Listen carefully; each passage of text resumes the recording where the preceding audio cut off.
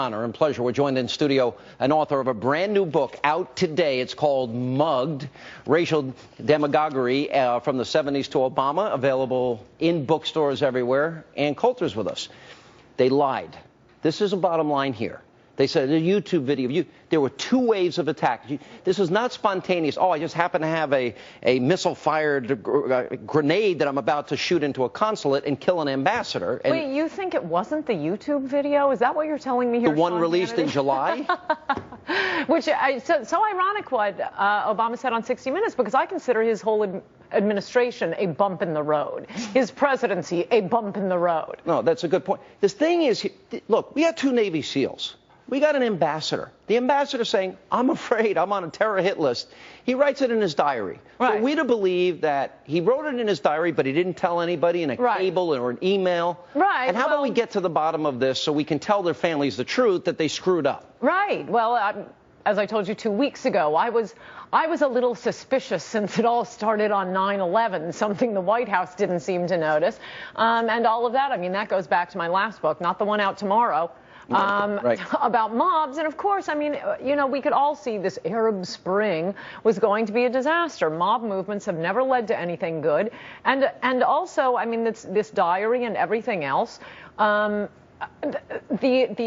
initial reaction when Romney said what was absolutely true, that the administration was sympathizing with the people who were out there murdering our ambassador by blaming it on this YouTube video about Muhammad, was that Romney had his facts wrong, and that pathetic statement went out from the Cairo embassy before the violence started. Well, then what were they responding to? They must have been responding to something. Yeah. And if they had the information that they were responding to of this little trailer on YouTube, why weren't the embassies fortified? By the way, and Jay Carney, this isn't about America, but their American embassies breached, American flags ripped down and burned, Al-Qaeda flags raised, and chanting death to America. It kind of is a good indication that it might be about America, and that the president apologizing for, quote, torture, and he's going to close Gitmo, didn't exactly pan out. I have one last question on this, and that is the president's entire handling of the rise of radical Islamists. It's a big problem. He pushed out Mubarak.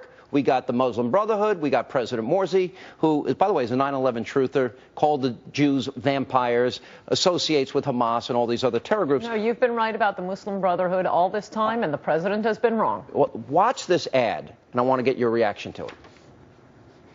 Here's a Muslim Brotherhood rally for their new Egyptian president, Mohamed Morsi.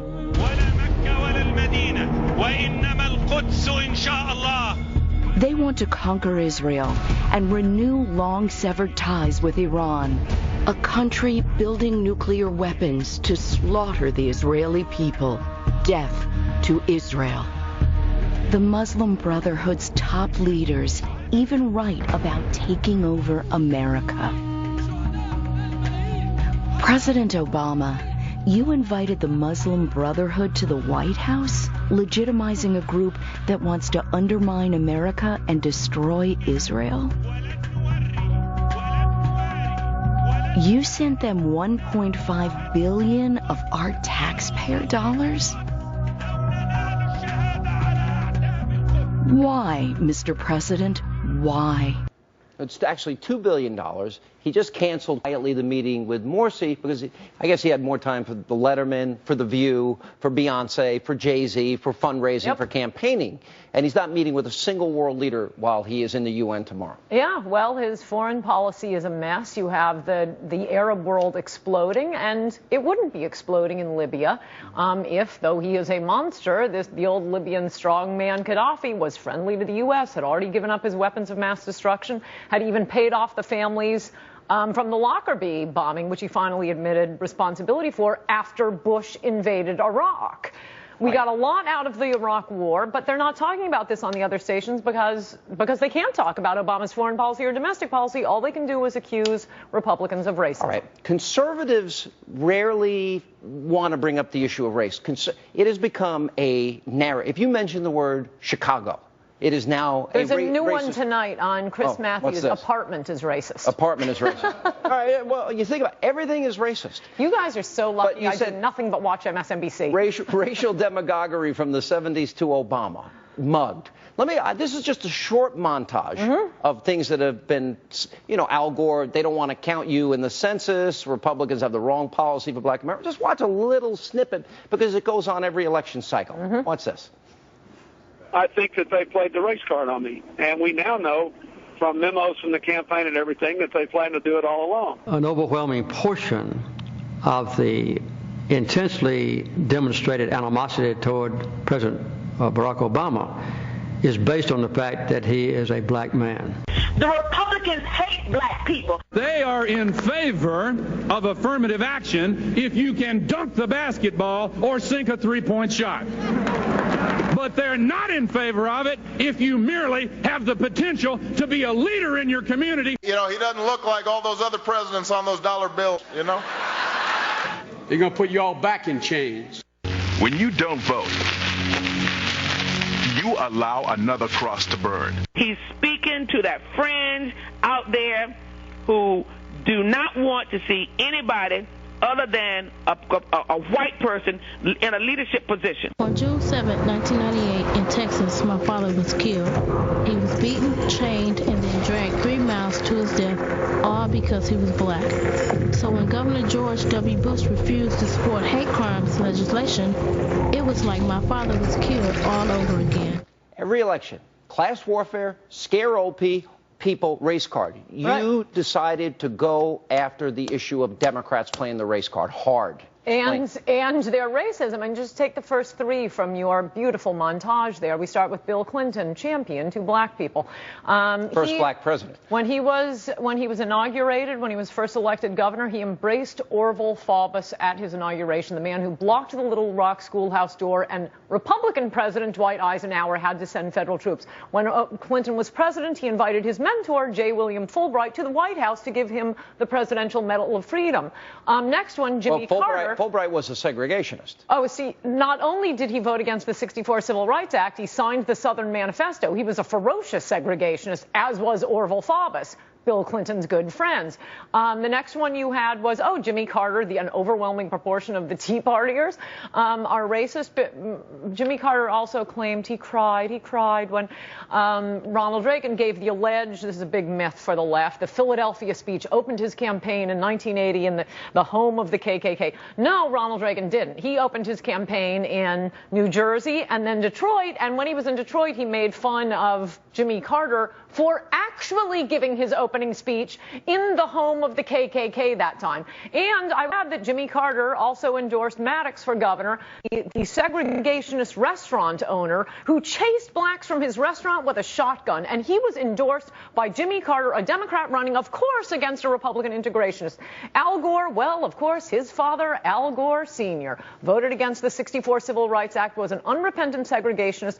All these are liberals. The segregationists in the Senate were not only all Democrats, they weren't all Southerners, but they were all Democrats. They remained liberals. There was only one of more than a dozen that ever became a Republican, and it's the only one people associate with segregation. Strom Thurmond, 18 years after running as a Dixiecrat. Notice he did not call himself a Dixie can, because the segregation wing, the racist wing, that was always part of the Democratic Party, the same way the abortion ladies are a part of the Democratic Party now. And they have tried to make up for this awful history by, first of all, just reversing the parties. They call this Democrat segregationist Southerners. Again, not all Southerners. When you look at demographics, in a sense, these tactics, class warfare, scaring granny, and the race card has been you have to acknowledge a truth.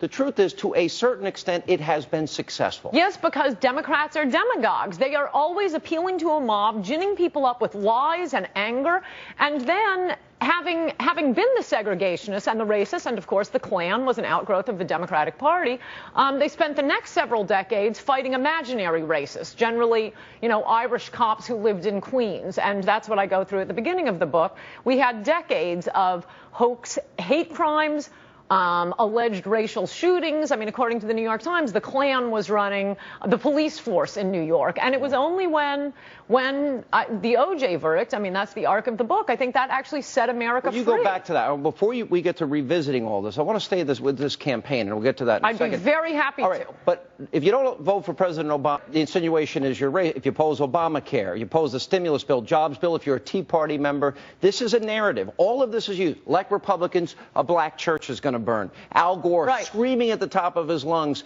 Republicans have the wrong agenda for African Americans. They don't even want to count you in the census, which leads to, by the way, voter ID laws. That's racist. Yes. You can't get into the DNC unless you have a voter ID or some type of ID. It is never white guilt, whites being bullied by racism, by white liberals, by the way, who ought to be guilty about something, has never led to anything good. It led to the John Lindsay administration in this city. It led to Dinkins. And finally, because of the OJ verdict, we were through. We got Giuliani, which has saved tens of thousands of black lives by enforcing criminal laws, by going after criminals despite being called a racist throughout his tenure. White guilt has produced mistake after mistake, including the 2008 election, when more whites voted for Obama than voted for a Democrat for decades. Under Rudy Giuliani, 600,000 fewer people. And by the way, there are more, in terms of actual numbers, there are more whites than blacks on food stamps, et cetera. But we have 15 million more. Under Giuliani, Republicans, their opportunity increases for everybody. And they're less likely to be killed by criminals. Oh, yes, absolutely. It's a lie foisted on America by white liberals, not by black people. And they are up to their old tricks again, and they have been doing this from the Philadelphia speech to the apocryphal Southern strategy. The Southern strategy was a landslide strategy, and in an important chapter in the book, I point out that we never did win the Goldwater states. We won the South once the Dixiecrats died out. They kept voting for the Democrats. It's amazing, because this is such revisionism. That you say, one of the things you said in the book is the slogan during the Bush years. Remember Hillary Clinton? And we get this right to disagree with any minister screaming. And now you point out dissent was patriotic then, but now dissent is racist. In this election, which has now become a mantra. It's being repeated. Now, there's a political strategy side, tactical strategy that we got to deal with here. And that is, how does Al Gore have the audacity to say this? How do they get away? The James Byrd ad in 2000, the Missouri ad in 98. It's happening now. Willie Horton, an ad that never showed a picture of Willie Horton, and it was the greatest political ad in U.S. history. It nailed Michael Dukakis for a policy he was solely responsible. A convicted murderer gets a weekend pass. Furloughing, that was exclusively Michael Dukakis' veto. Even the Massachusetts legislature knew it was insane when the Massachusetts Supreme Court extended weekend furloughs to first-degree murderers who were never supposed to be let out of prison. But no. Michael Dukakis proudly, with the admiration of the ACLU, vetoed it. And that had more effect on the 1988 election than any other. And so what do liberals do? First, they lie about furlough policies. When that doesn't work, they call it racist. All right, but you go through it like a history the way we have. In many ways, we've allowed this narrative to build and build and build. And whenever there's a whole high-profile case, you go back to OJ, you go back to Rodney King.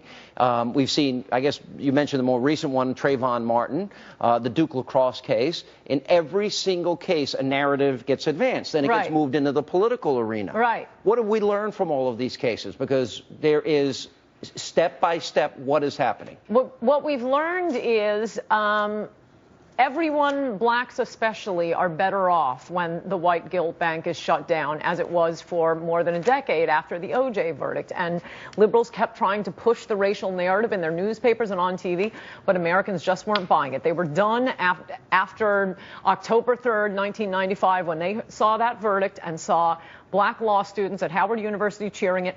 That was it.